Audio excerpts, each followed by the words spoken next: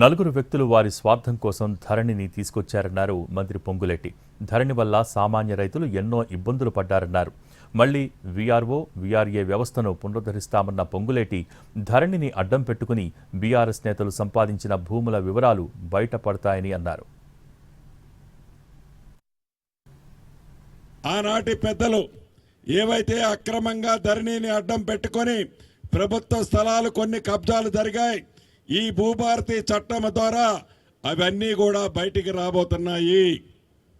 ఇందాక మిత్రుడు చెప్పినట్లు భూమి విలువలు ఎందుకు తగ్గాయి అంటే భూభారత్ వచ్చింది కాబట్టి ఆ ధరణిలో అక్రమాలన్నీ బయటకు వస్తాయని భయంతో ఆనాడు కబ్జా చేసిన వాళ్ళందరూ ఈనాడు హైదరాబాద్ని వదిలేశారు కాబట్టి తక్కువైనట్లు కనిపిస్తుంది. కానీ వాళ్ళు వెళ్ళిపోయినా పరారైపోయినా పేదవాడి భూమి పేదవాడికి పంచుద్ది.